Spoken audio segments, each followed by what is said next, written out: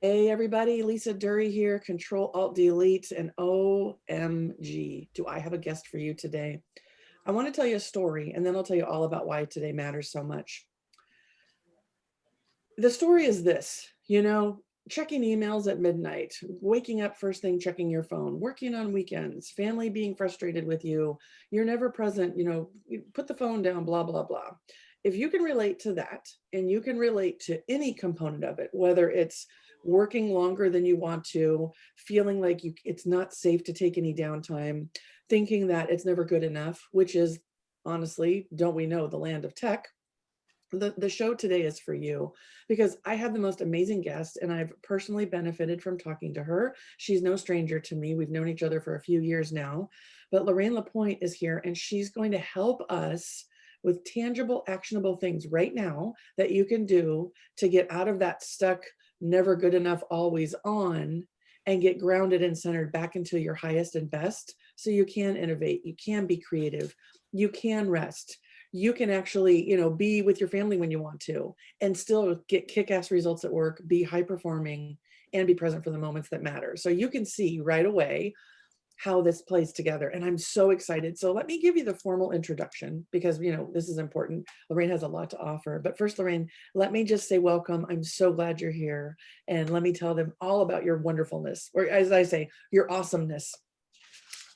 Yay! Okay, so Lorraine is the host of the Edge of Fulfillment radio and talk for TV on the Women for Women network. And she's a mental fitness coach who shows, you're going to love this, gold star good girls who've spent their whole life achieving to giving so much to so many for so long that they're now awakening in their second half of life and struggling with questions like, is this all there is? Or what's next for me? And they want to create a life they love without guilt and negative self-talk.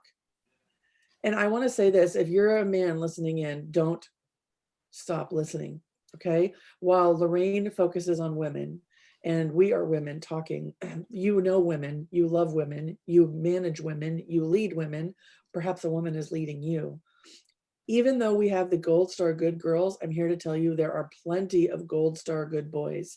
The perfectionists, the people in your life and in your heart that you love so much that just want to get it all right always, right? So while that intro is focused on women, if you're a man listening, don't you dare hang up because there's such enlightenment that's about to happen here that you'll get something out of it, and anyone else that you love and lead, you'll be able to share that with them too. So let me just say, Lorraine, I'm so glad you're here. Well, thank you, Lisa. It's so good to be here too. Yeah. So I'm going to jump right in if I can. I'd love for you to just tell a story, share your own personal experience, right? Because obviously we're talking about always on, never good enough in tech. How does that tie to the work that you do? And, what's your personal experience with burnout or perfectionism, right? Overachieving in general. Tell us a little bit about you. So I was a former educator and principal, and my inner voices are so strong in terms of high achievement and hyper rational and never quite good enough. Like when you said never good enough, absolutely, that's the Mm-hmm. chirping in the background in your mind.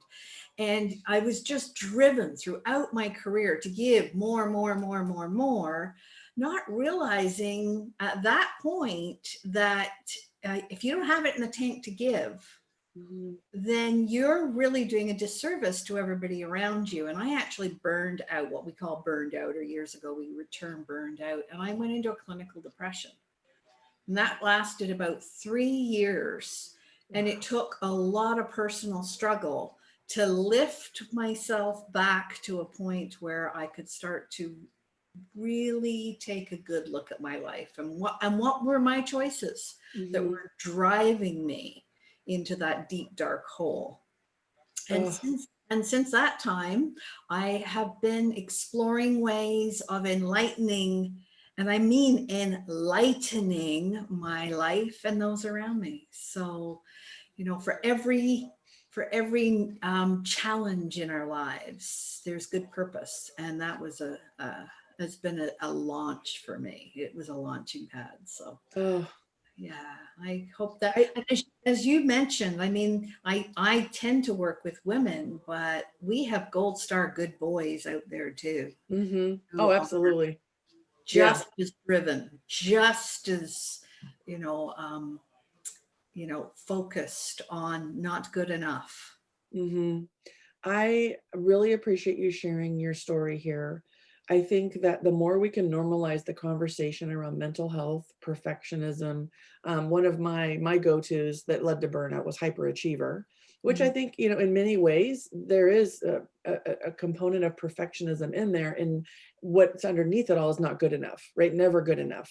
And I think not only did I burn out and I had depression as well, I became clear that I actually was very driven by anxiety, which I think ties to hyperachiever. And this conversation is so important right now with everything that's going on in people's lives.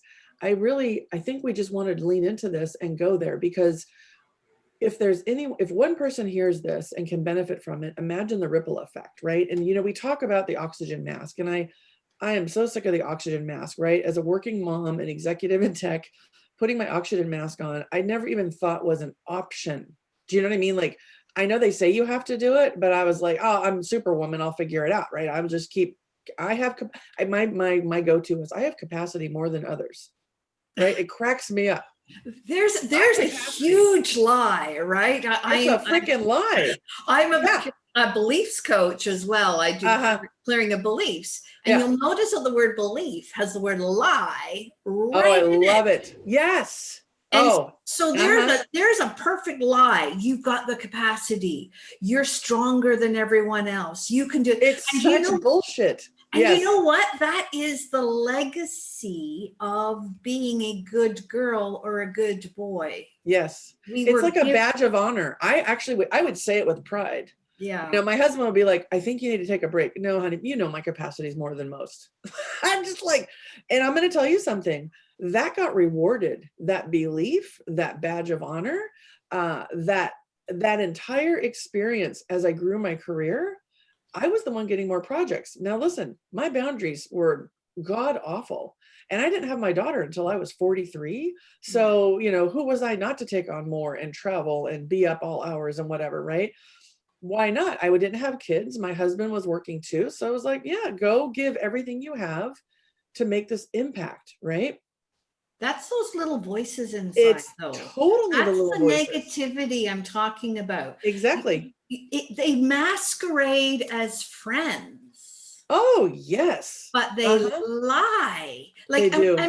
and for my clients, a lot of times they want to know why, and that's the hyper rational side, and I relate to that because I always want to know why. But Mm-hmm. we were trained, we were given roles when we were children, and we were trained into some of our patterns. And for the good girl, the gold star good girl or the gold star good boy, the pattern is Mm-hmm. that if you give enough, you'll get what you need. Yep. The Exactly. lie is that if you give too much, you aren't able to receive what you need. Say it again. Say it again. This is a writer downer. Uh-huh. Go ahead. If you give too much, if you're too busy giving, Mm-hmm. you're not in any state of mind to receive. So although as children we give and we give, and as adults we give and we give, you often wonder, and this is the group that I work with, is when's it going to be my turn? Oh my gosh. And Right? what it is it's always your turn, Mm-hmm. but you can't receive it. Yeah. You're not in a state of being, a state of mind in order to receive. And what I'll say I was doing when I was in that state is I was telegraphing, that shows you my age, I telegraphing love the it. message that don't worry about me. I don't need your help. Don't worry about me. I won't accept what you offer anyway. So Mm-hmm. stop offering. Yeah. And Yeah. these are the subtle messages that I was sending. And then, of course, my little negative voices were all going, see, no one wants to help you. You have to have the capacity. You have to extend. You Yeah. have You can't rely on anybody. You're all to alone, right? Yeah. see the cycle, Yeah. big cycle. Yeah. And Yes. it isn't until you learn or give yourself permission to step back and go, enough already. This is just my eyes. We do video too, right? So people can watch if they want to. So whoever's watching, you're going to see my eye. The energy that's running through me right now is off the charts. I really want to stay here for a second because I think we're onto something that so many people in tech deal with, right? So I want to be rewarded for being brilliant. I'm getting my PhD, electrical engineering example, right? What I find with my clients, the burnout has to really just get to them, and the where the rubber meets the road. You talked about giving and receiving. They go from technical expert, right? Or I'm going to found my next startup, whatever you are in the process. And then all of a sudden people are involved and you're leading organizations and people, right? It's not just technology anymore. And there's no delegation. There's no trust. There's no someone else can do it too. I must still stay in the capacity land of ahead of the curve, the most brilliant person in the room, because that's my badge of honor.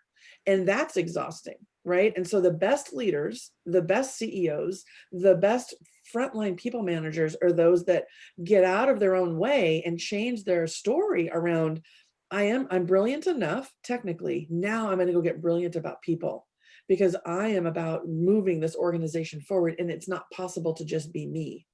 And that, for me, in my own experience, like when I did take my medical leave for stress, right? Because we didn't know what to call it at the time. Now there's an actual diagnosis of burnout from the World Health Organization.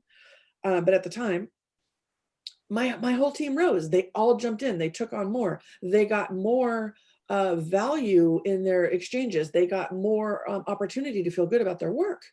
And then I came back and was like, pardon me, well, they didn't need me. Well, I was in the way, blah, blah, blah. Now, I worked through all that, of course. But in that moment, when that was the badge of honor, right? And then to have all tides rise, and then you try and insert yourself back in. Think of anything, heart attack, baby, medical leave for stress, doesn't matter. The ship keeps going. And then you have that whole identity crisis of like, what's next? And if you don't leverage that, it's really bad. So what tips do you have, Lorraine? Let's give people something right now they can do, whether they know it or not, because believe me, I never thought I was burning out, right?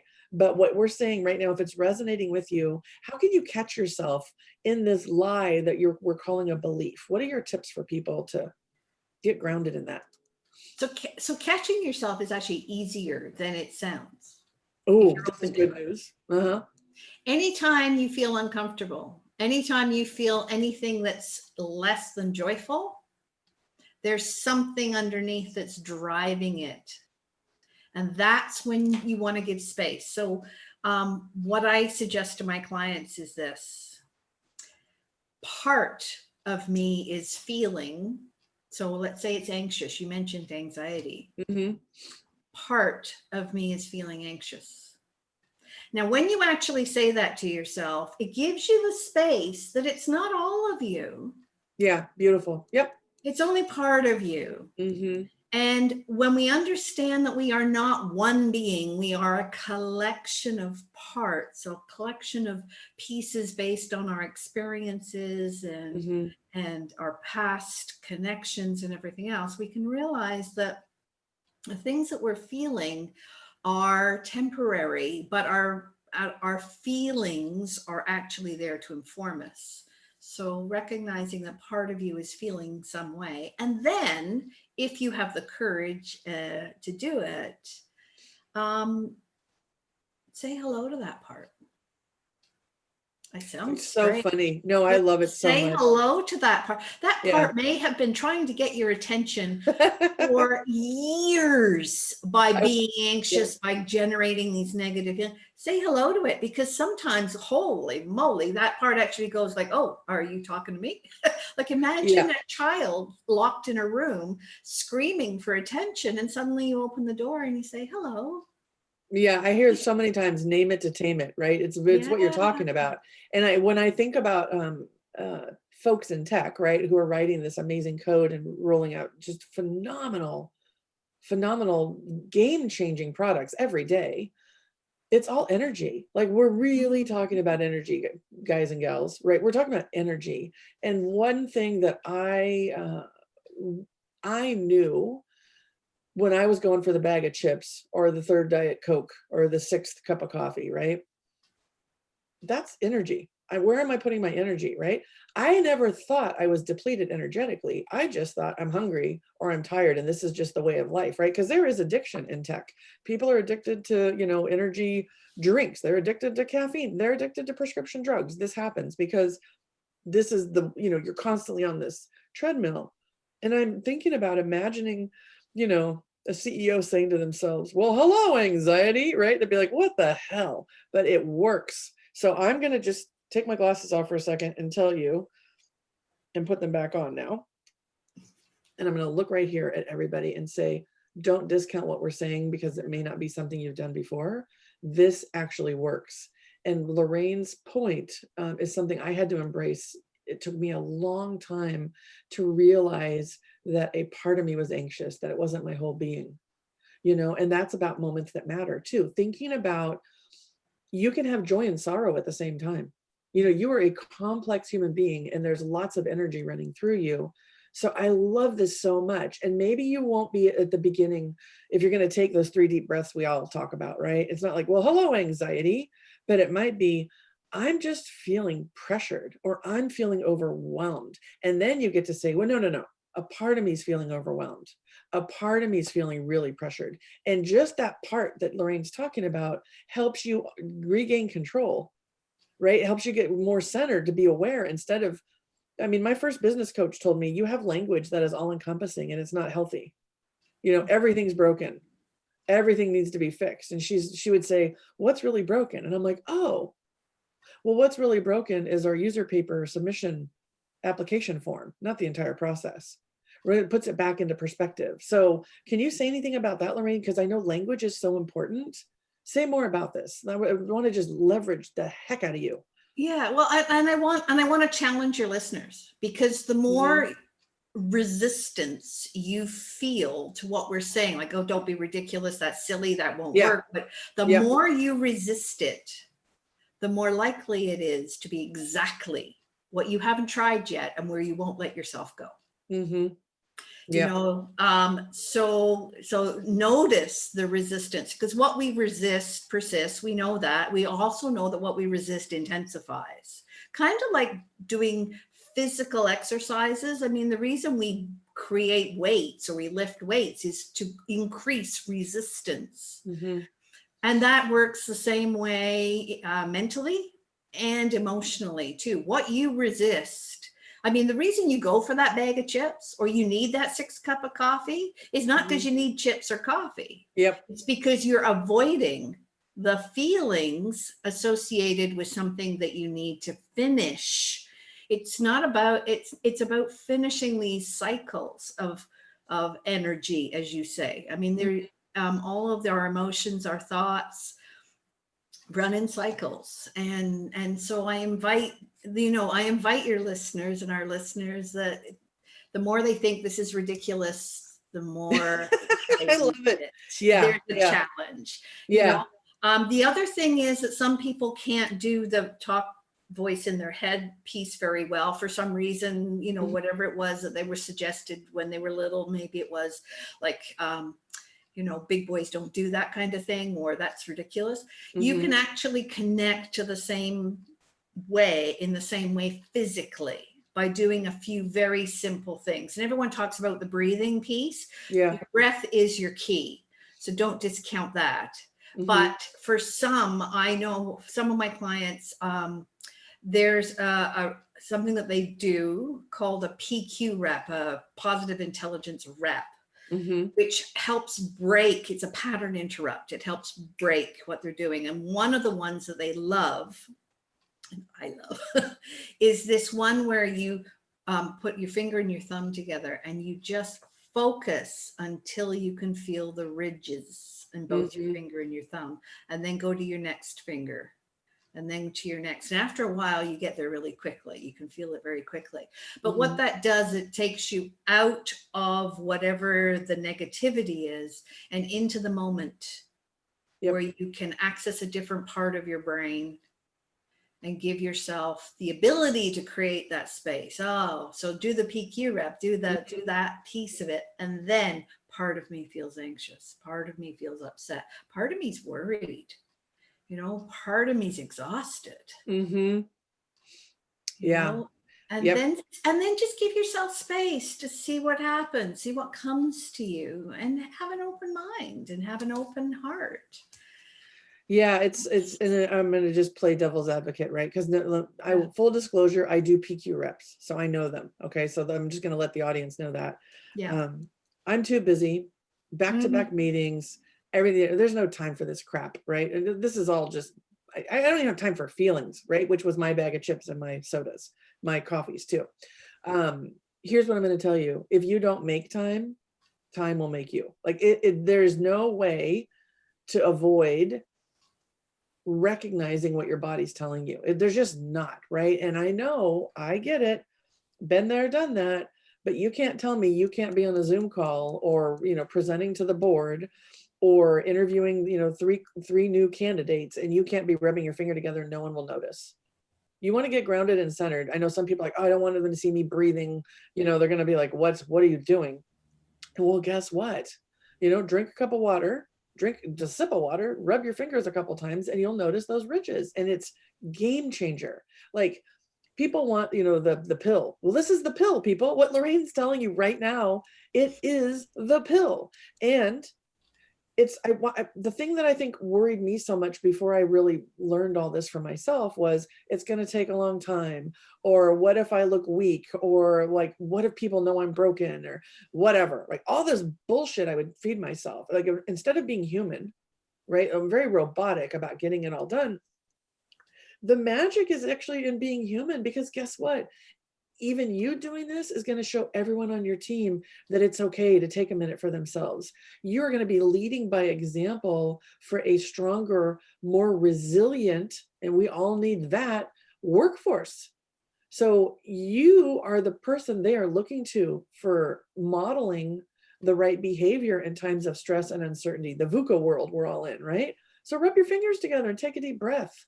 You can say to your team, a part of me is concerned we're not going to hit the deadline. Imagine what that could open up. And they go, yeah, me too, right? A lot of me feels like we're going to be fine, but there's this nagging part of me that's still in there. Talk about opening up a conversation and putting it out there for everyone to resolve. So I can't reinforce enough what Lorraine's talking about with the fingers. And let's just do it together, Lorraine. Walk us through it right now. So I don't even care if you're driving, you can still do this, right? You got two hands, and typically somebody's got at least two fingers. It's just simply rubbing the two fingers until you're aware of the ridges of your fingertips. Mm-hmm. Because, and I have clients who say, well, I can't find the ridges of my fingertips. That's okay. Just trust that they're there, and then keep focusing until you find them. Mm-hmm. The other thing is with this, I don't have time piece. Yep. You do have time. You have to go to the bathroom at least a couple of times a day, right? Mm-hmm. Hopefully. Well, honestly, I quit drinking water, so I wouldn't have to go to the bathroom because it took too much time. That's true. Or clean your teeth, or have a shower, or right? Grab the bag of chips, whatever. Grabbing a bag of chips. Find when, picking up the phone. I'm going to give myself 15 seconds between now and when I pick up that phone. Yep. It doesn't take, people think that mental fitness takes, like physical fitness, you have to go to a gym, you have to change into your clothes, you have to look good, you have to lift the weight. Mental fitness is different for one reason. It only takes seconds often to change the chemical structure of your brain.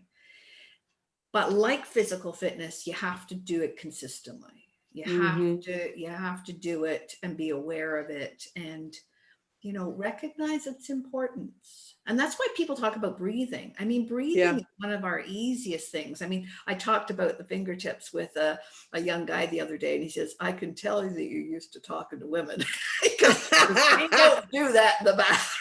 Okay. I love it. I know. I told you we're going to go there. Real talk, hashtag men aren't rubbing their fingers together. Yeah. So I said, okay, let's go back to the breathing. I said, and if you don't want to breathe, here's another one for you. Another one is visual acuity. You're in a meeting and it's going on and people are talking and everything else.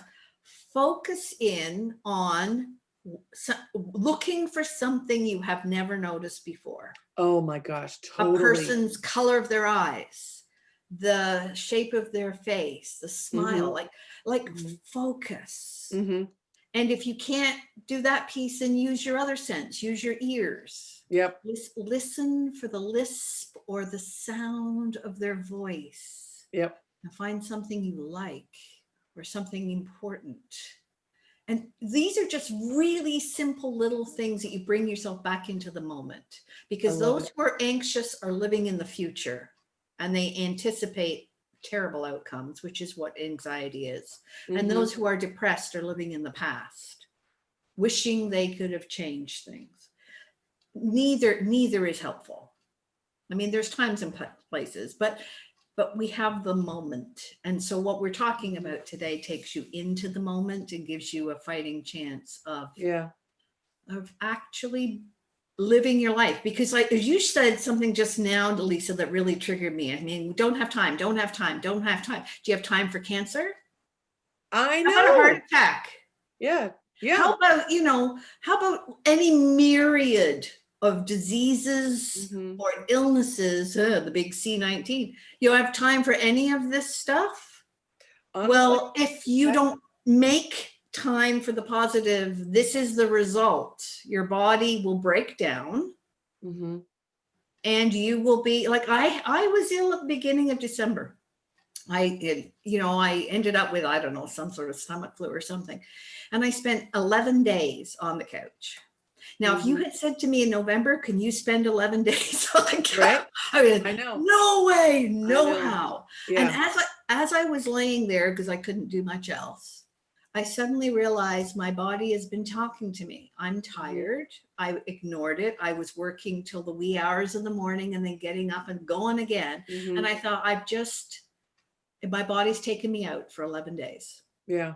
Yep. I needed it. And that's the price of not listening when you need to. I had such a hit right now. So in tech, right? Writing code, rolling out products, artificial intelligence, machine learning, everything in between. I can throw you every buzzword, okay? Our bodies, our existence as a human being on this planet, we are basically a computer. If you really look at it, right? You look at, energy and meridians, and you take a look at all of the knowing and the brilliance in each of our organs and what they do and how they function. So instead of this feeling like a woo-woo conversation, which I get accused of sometimes, right? I want to bring it into the looking at it just as if you were writing code for the next thing, right? So when you have power leakage or the battery burns up, right? You go and look at what's going on. You will assess the code and look for the bugs, right? Sometimes you call it a feature. Well, listen, being tired is not a feature. And being tired is not a bug. Like, that is a power leakage, okay? So when you I just really want to bring it back into tech land for a second, so it really settles for people. And I know this because I've been through it myself. I'm not sitting here on a soapbox, you should do it this way. Like, I've got the t-shirt. I had chronic bronchitis, okay? I had chronic bronchitis to the point where I was on every type of antibiotic under the sun, and I didn't have time to be sick. And what happened was I ended up, I think it was about 3 months of chronic bronchitis, and everyone around me was like, get out of here. All you do is cough. You're disrupting us. And people are worried. And I'm like, I got it. I'm strong, right? Well, I pushed my doctor, and my doctor gave in at the time. He gave me an antibiotic without a conversation. And what happened is I had an allergic reaction to the antibiotic. And it's the antibiotic that for some people, your ligaments tear. Like, this is a real deal, okay? What happened for me is I was getting shooting pain up my arm, radiating into my neck, and I'm thinking, I'm having a heart attack. I got to get to the emergency room. Did I have time for the emergency room? Check this out. Presentation the next day. Took my laptop, colleague drove me to the emergency room. While I'm waiting for them to rule out the heart attack, we got the PowerPoint up. We're working on the slides. I have a picture of it because I was so proud to say to my boss, this is how dedicated I am. Even in the emergency room, I am working on that. I will not let you down. Okay. That's insanity. My body had been telling me for months. So this whole, you don't have time, guess what? Your priorities are jacked. I mean, I'm saying that for myself, like, and so many people tried to tell me, so many people tried to, get me to slow down. And that's what I want to talk to today. Because if you're already like, oh yeah, I can do that rep, or I can do the breathing or whatever, amen, and go do it. But for those of you that are still like, I don't need this, that's for other people. Take it from me. Take it from me. You don't want to be in the emergency room thinking you're having a heart attack or worried about the PowerPoint.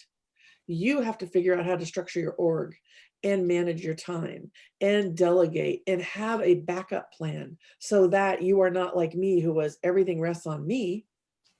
I could have easily stayed home for a couple of days, delegated that presentation to someone on my team and given them the opportunity for the visibility. I could have coached from the couch. Do you know? So the world is not depending on you in tech. You are thinking that's the lie you're telling yourself, is no one else can get it done because you're replaceable, right? But your body's not. So go figure out, what's the legacy you want to leave? What do you want on your tombstone? And how do you want to be in these moments that matter? That's what this is about. And so back to you, Lorraine, off my soapbox of like my emergency room visit, got to get the PowerPoint done, because I know there's people thinking that right now. I know there are people in those situations. And I don't want this to feel so big that it's not actionable.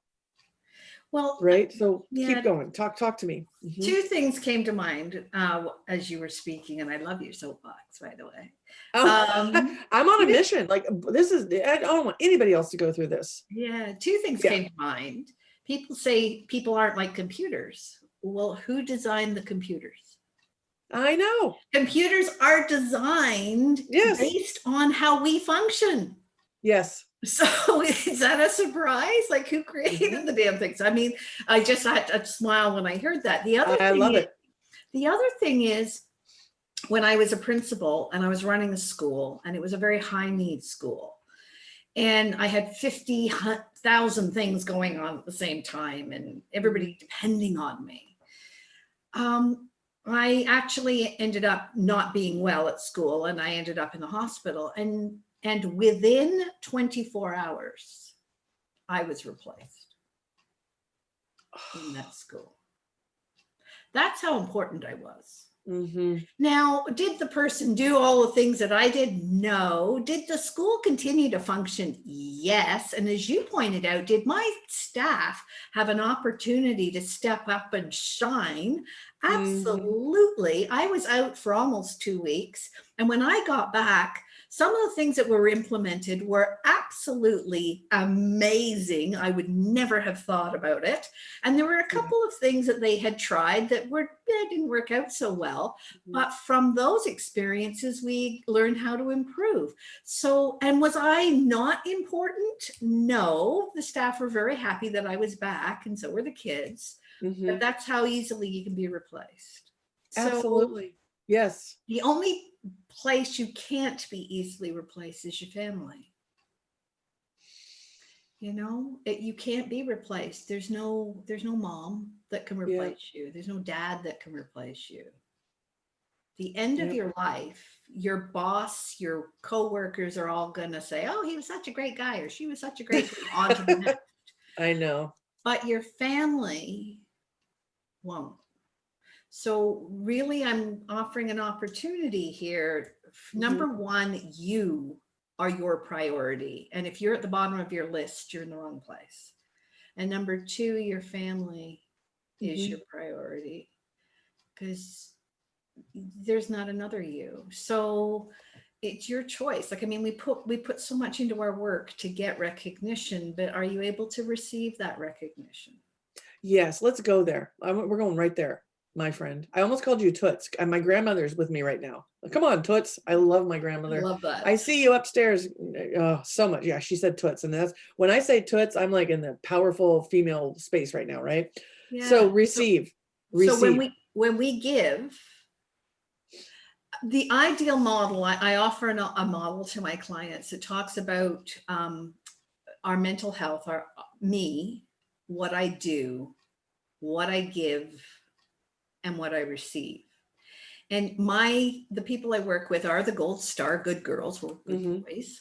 And typically we have a model where the giving is huge and the boundaries of giving are actually very weak. And so our giving leaks out all over the place.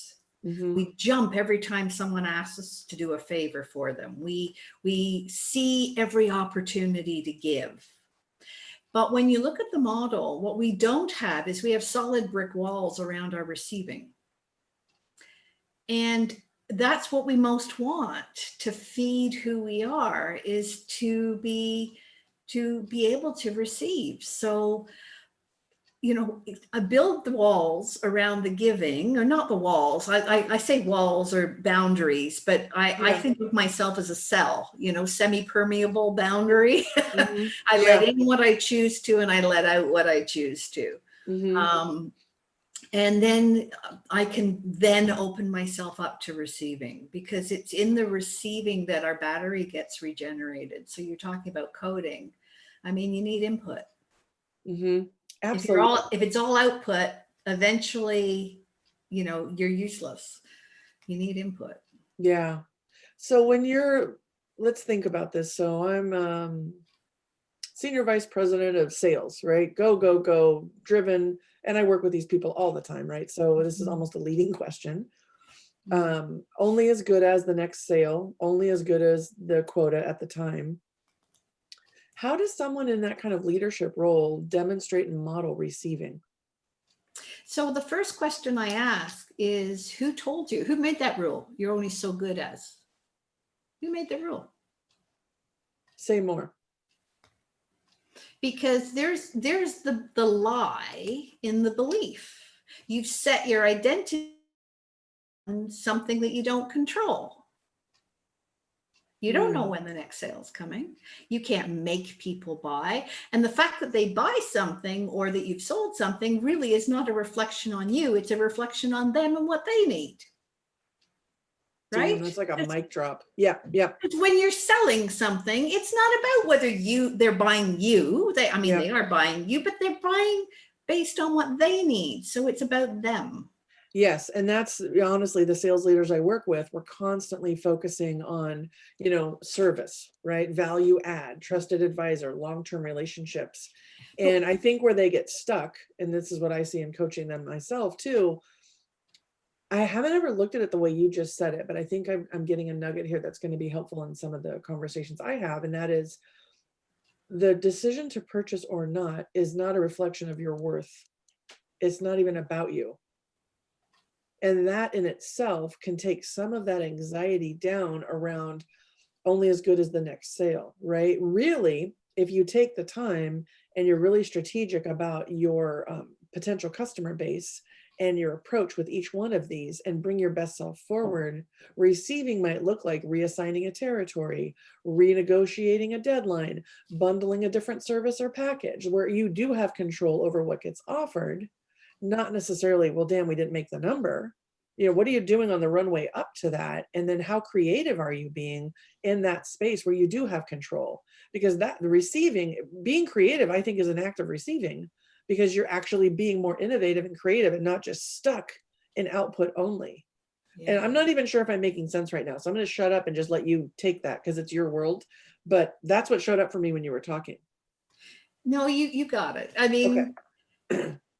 The challenge I would give to those that are listening is think about how you define yourself. Are you defining yourself based on the success or lack of success of what you consider success that you have no control over? And then if you are, like the next sale, and then if you are is there any wonder that you're anxious, nervous, worried, concerned? The energy output is huge. Mm-hmm. You know, when you start to recognize that your self-worth and who you are has nothing to do with the results of a spreadsheet or an increase in sales or whatever else. You can have some influence over it. I'm not saying you don't have any influence over Yeah. it, but it doesn't define who you are. Yeah, I'm hearing you say put it into perspective. Yeah, step Yeah. back and give yourself that space. Part of me thinks that my self-worth is based on that spreadsheet number. How interesting. What does that part of me, why is that part of me so tuned into that? What does that part of me really need? Yeah. Does it need more recognition from myself? Does it need to be understood and to give him permission that that's not the truth about who I am? It's all this, like I know that some people are going to say, oh, this is so woo-woo. I know. Yeah, you don't think coding is woo-woo? I know. Just ask somebody who doesn't understand coding. Yeah. It's freaking magic. Yeah. Well, and honestly, it's science. There is science to this. And that's the thing that I always, when I'm coaching and working with the executives, I'm always pulling out all my, my data to like give them science, because then, okay, it's proven, right?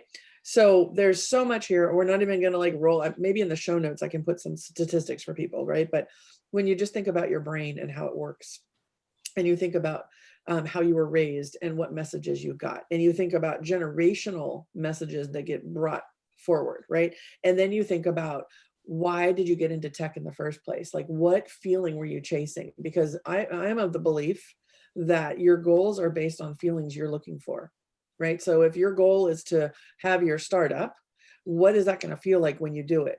Pride, innovative, brilliant, like whatever you're chasing. If you're not really clear on that, you're going to put yourself in harm's way, because you're not going to be listening to the messages. So fundamentally, whether or not you buy into what we're calling woo-woo right now, this is based in science. It's based in, positive psychology. It's based in, I had another word that I was going to throw at you and impress you with my big words. It was science and positive psychology. It's neuroscience. Thank you. Hello, neuroscience, right? That's what I'm talking about when I think about the brain. So the last thing that I want to touch on here, and we can use me as the guinea pig, right? Because it's safe for people. There is a prevalent belief or roadblocker for parts of people, and that is the hyperachiever. And I know that in the programs that you run, and the program that I went through, I identified hyperachiever as almost my the kryptonite, right? If I'm Superman, the kryptonite, hyperachiever, while I took it as a badge of honor and showed up that way, that was actually, what caused me to fall and of course learn. And I know I'm not alone in tech in hyperachiever land. So can we go there? I'd love to go there with you, Lorraine, and just talk about, what hyperachiever looks like, how it shows up, and then how to really not manage, but go from hyperachiever into a much more aware, innovative, creative, life-giving energy. Because hyperachiever, I believe, is life-taking. I don't find it innovative or creative at the least.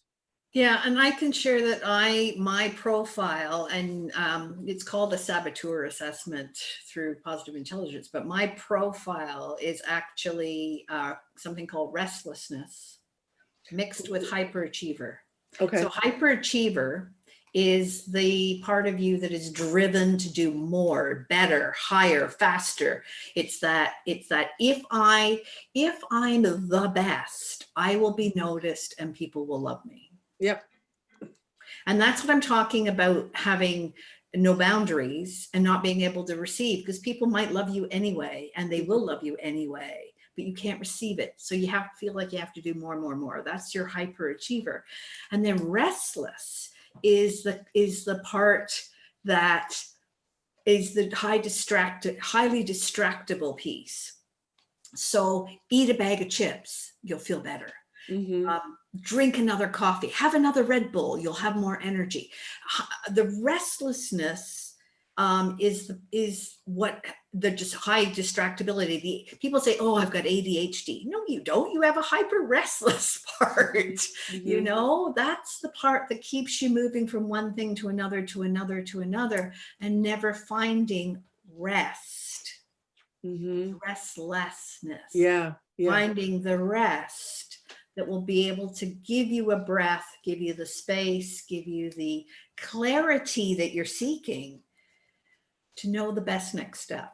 Because while restless is kicking in with hyperachievement, they're like accomplices, right? They're like Yeah, totally. Yeah.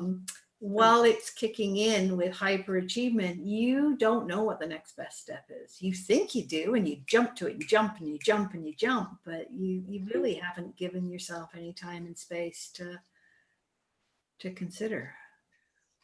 And Yeah. One of the things that I'm thinking about with hyperachiever, and I hadn't thought about restlessness, so I think it's a very valid point what you're saying. When I look at, the group of people that I'm coaching,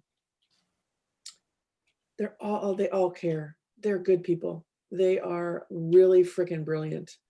And the reason that I love coaching so much is I have so much business background. I can see through the noise, and then we will segment. Okay, what are the beliefs you're holding? What are the actions you're taking? It's very.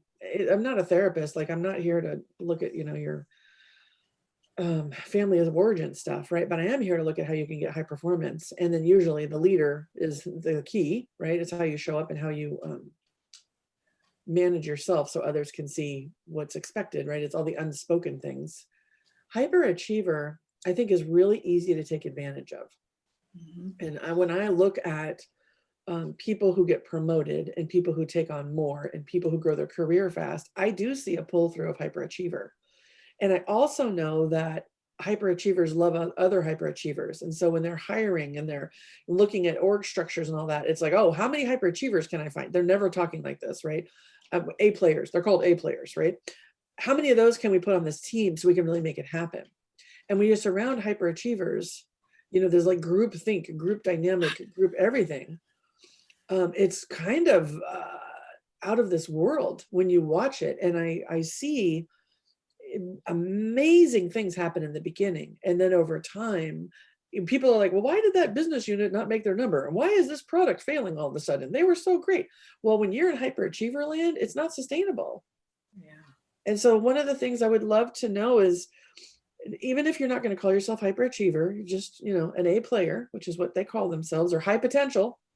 Let me tell you your high potential, because then you're going to try even harder to fulfill your potential. What if you're just freaking awesome right now, but high potential? Oh, you're in the hypo program. It's a whole thing. Okay. When is good enough good enough? How can a hyperachiever really, or an A player or hypo, bring their best self forward, but also rest and regenerate so that they can be a life-giving force for the team and the company and themselves? What's your advice to people in that space? Well, we've already told them the answer to this earlier in the show. Okay, go. If they were paying attention. I love it. Yeah, it is that willingness to give yourself space. Part of you is a hyperachiever. But that's not all of you. And hyperachiever will drive you. It's that drive, that constant drive. And you said something really important. When you've got a team together, one of the worst things that you can do as a leader is to replicate yourself 100 times on that team. Right. Amen. Because otherwise you just get mini-me's, which, as you said, mini-me's work out really well until the me kind of drops, and then the mini-me's don't do well at all. Yep. So as a leader, when I was a principal, I purposefully interviewed people with a team, and on the team of interviewees, I put people who were not like me, because I wanted to hire a variety of types of personalities and that kind of thing, because that's where the strength comes from. Yeah. But it's in that space. If you can't give yourself that space, that speaks really loudly about what's going on for you and who you think you are. Yeah. So I would say that, the answer to your question about what to do with hyperachiever, give it permission not to do things for a while. Give Yes. yourself permission, even if it's just for a few minutes. I'm just going to disconnect and Yeah. not do something for a while. It will shock your system. It'll be so unfamiliar and so uncomfortable and totally weird. But that's what you're looking for growth. If you keep in your comfort zone, you'll just keep getting what you've always got. You have to be willing to step outside of your comfort zone in order to get something new. Yeah. And so step into what's unfamiliar, just like hire some unfamiliar people, you know? Yeah. Yeah. And I will say this too with, I'm just going to lean into what Lorraine's saying. So for me in my career, and honestly, why I'm doing what I'm doing, it's why this show exists. The thing for me, the big tell that if I look back throughout my career, the big tell for me was when my resentment turned into my behavior. So for instance, you know, I was fine taking on the project, blah, blah, blah, but then I gave up 6 weekends, like very early in my career. And they came to me and said, well, we're going to give you a bonus. We're going to give you as a bonus, like a weekend away. And I remember, and I was a very junior person at the time, started to cry and said, I'll never be able to use that time. I give all my weekends to you guys. And at that point, that was a tremendous opportunity for that leader to say, oh, well, then we have a problem. You should not be giving all your weekends to us. That's not what happened, by the way. Right? Oh, well, then we'll just give you money. Right? And so there's compelling events throughout someone's career that reinforces this. There's compelling events throughout one's career that if you're not paying attention to it, you start to think, well, this is just the way it is. And I'm here to tell you, and I'm on a mission to change the leadership in tech to make it so that you don't have to work every weekend.